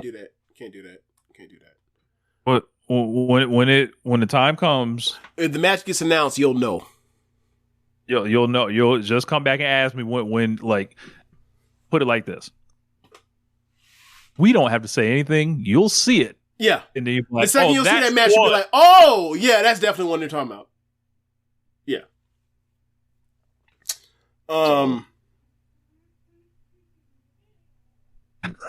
Don't do that. Wow. Yeah, were y'all talking about Max Caster versus Anthony Bowens? Like, no, nigga. We were not, actually. Cut the shit. Actually, no, I was not talking about Hook and Eddie Kingston getting the tag team title match. I was not talking about that. Since we here, Rich, because we talk about we only covered the stuff on the main card. We didn't talk about the tailgate stuff, right? Yeah. Tailgate's loaded, by the way.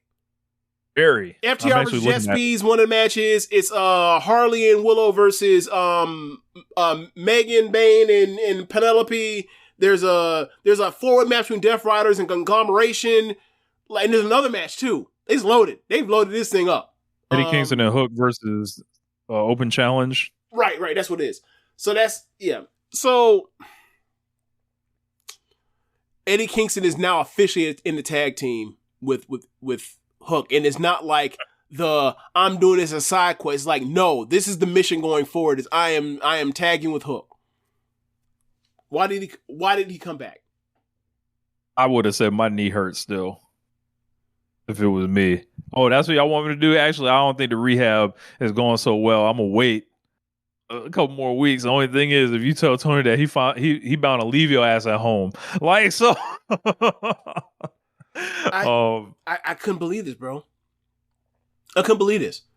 As you mentioned, as the probably needed at this time elevation of potentially Kyle Fletcher and Ricochet, Eddie Kingston, Orange Cassidy, 2 people that can immediately come in, have credibility with this fan base, could do that as a stopgap measure at worst.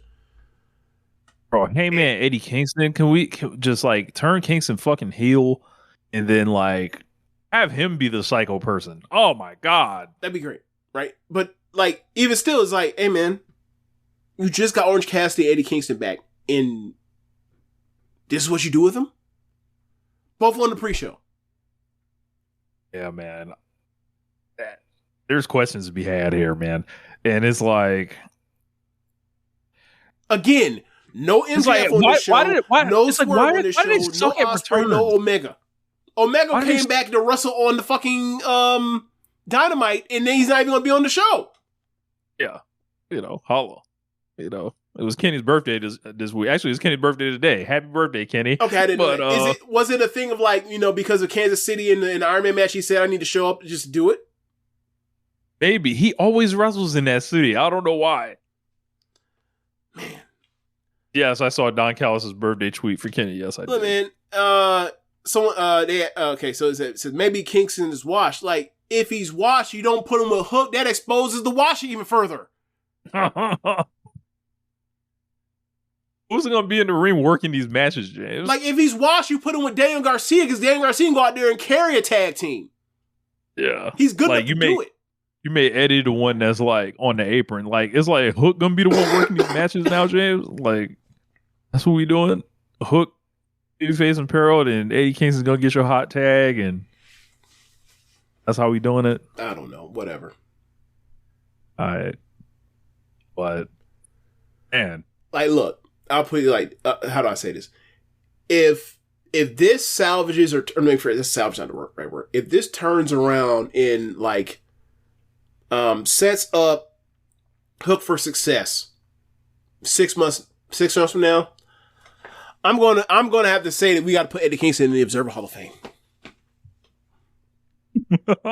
if he's the one that turns around Hook after Jericho couldn't do it, you know what I'm saying? After Samoa Joe couldn't do it and Shibata couldn't do it, James, we go look. You're like, well, he never. I don't give a fuck. Like he is the. He never drew anything. It doesn't matter. Like I don't care. Yo, so why I clicked on Hook's Wikipedia page, right? Next May, Hook will be 27 years old, but that's not the interesting part. James, I want you to guess Hook's build, height, and weight. That is on Wikipedia. Build, height, and weight for wrestling? Yes. 6 foot 180 or 190. 6 foot 202 pounds. Nah. There's no way in fuck Hook is 200 pounds. No. I've seen Hook in person. No. Nah. Like he's a 160er. Maybe. I could probably give him like 180-ish. Probably give him like 180. Yeah, 170, something like that. Because 6 feet does just naturally will get you over like that welterweight type situation. Or most people, anyway. Yeah. Boy, all right, it's time. It's after seeing that in the chat. It's time to wrap it up. Yep. Time to wrap it up. That's insane. Sure, y'all go check out them. Watch them haircuts.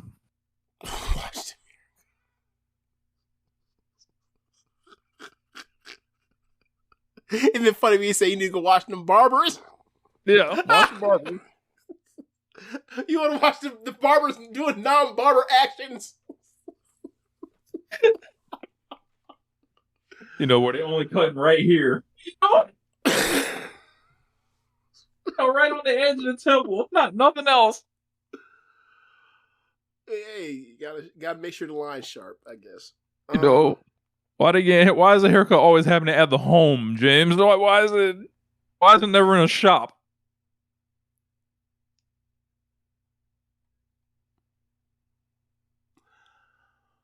I don't have any answers for your questions, Rich. I don't. All right, y'all. Thanks for listening to the show. Be sure to rate on whatever app you're using to listen to this with. If you are watching from the stream, be sure to go to the show notes when it's up and go to the Red Circle link and you can donate there. Be sure to listen to the other shows on the network. Besides One Nation Radio, you have Keepin It Strong Style, Imp's Adventure, All Things Elite, Trish, the Trish Said Wrestling Podcast, Tunnel Talk, AEW Match Guide, and Wrestling Art Replace Things. Thanks for listening, y'all. Later. Peace, y'all. I wonder if I'm gonna check if they do beards too, James, like these barbers.